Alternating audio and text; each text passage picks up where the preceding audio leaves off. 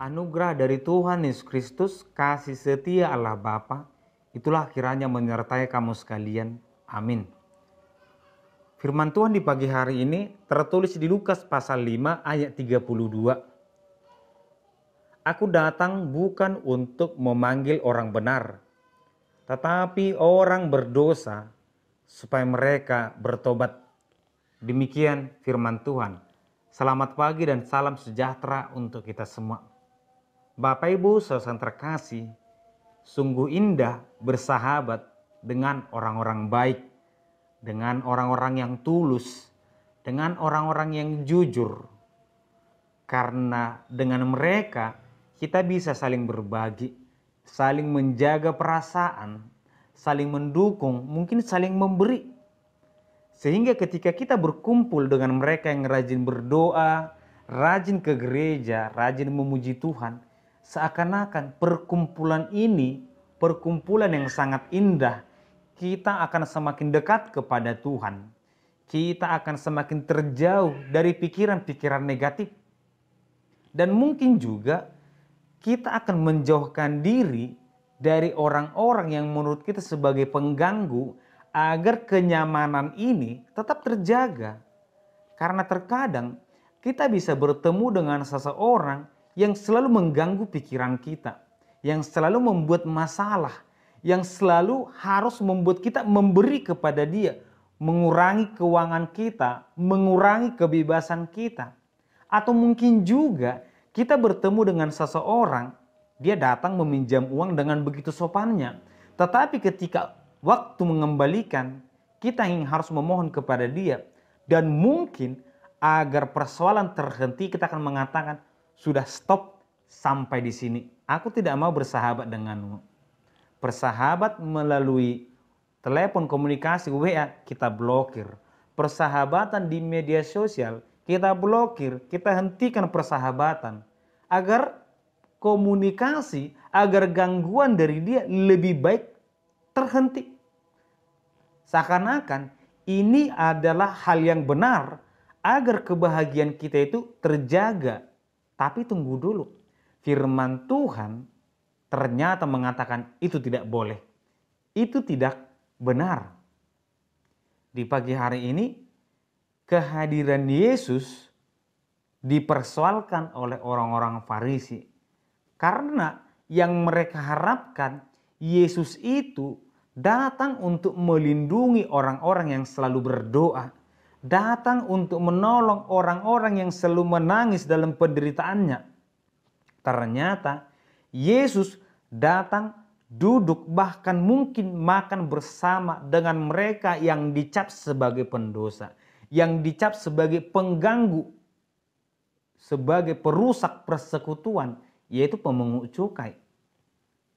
Seakan-akan kehadiran Yesus ini gagal karena apa? Karena dia lebih memilih datang kepada mereka yang berdosa daripada kepada kita yang selalu berdoa memuji Tuhan. Ternyata melalui kehadiran Yesus ini juga dia mau mengajarkan kepada kita bukan hanya Yesus yang mau datang untuk orang berdosa, tetapi juga orang yang percaya kepada Yesus. Berarti semua manusia. Dengan demikian kita melihat orang-orang yang belum mengenal Yesus itulah yang diselamatkan oleh Yesus. Ketika kita sudah mengenal Yesus, maka sudah sekarang waktunya juga kita mengajak orang lain. Itu berarti kita tidak boleh membatasi diri terhadap mereka seperti Yesus yang selalu datang kepada mereka yang sepertinya menurut kita jahat.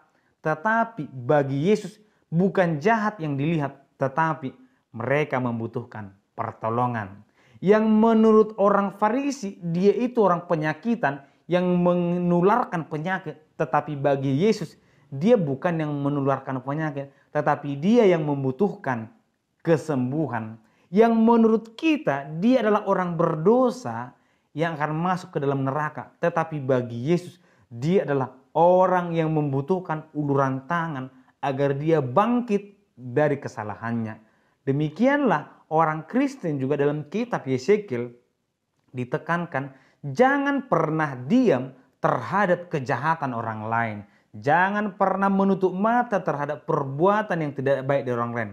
Ketika kamu melihat saudaramu melakukan kejahatan dan dia mati dalam dosanya, maka kita akan dituntut pertanggungjawaban. Karena memang tugas orang Kristen adalah menyalurkan berkat yang dari Tuhan, melanjutkan tugas yang dilakukan oleh Yesus, yaitu menjadi garam, menjadi terang, menjadi sumber jalan keselamatan bagi orang lain.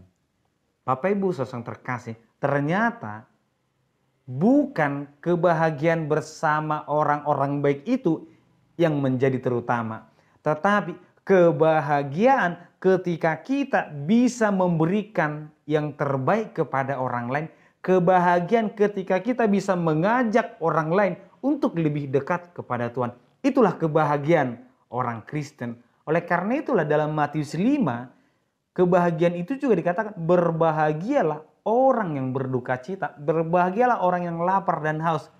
Karena kebahagiaan itu bukan tentang usaha manusia, tetapi bagaimana kita mau bekerja untuk Tuhan. Bapak Ibu saudara terkasih, selama kita hidup di dunia ini, mungkin kita akan melihat kejahatan itu ada. Orang-orang yang melakukan dosa itu ada. Dan selama itu ada, selama itu juga kita harus bekerja untuk memberikan yang terbaik bagi mereka. Untuk memberikan jalan untuk mengikut Tuhan. Oleh karena itu kita tidak boleh mengatakan Tuhan hilangkan orang jahat dari dunia ini. Tetapi yang harus kita katakan, Tuhan tuntun aku agar kiranya melalui hidupku, melalui kekuatanku, aku bisa hadir kepada mereka yang sedang membutuhkan bantuan. Biarlah hidup kita melalui tuntunan Roh Kudus menjadi berkat bagi orang lain. Amin, kita berdoa.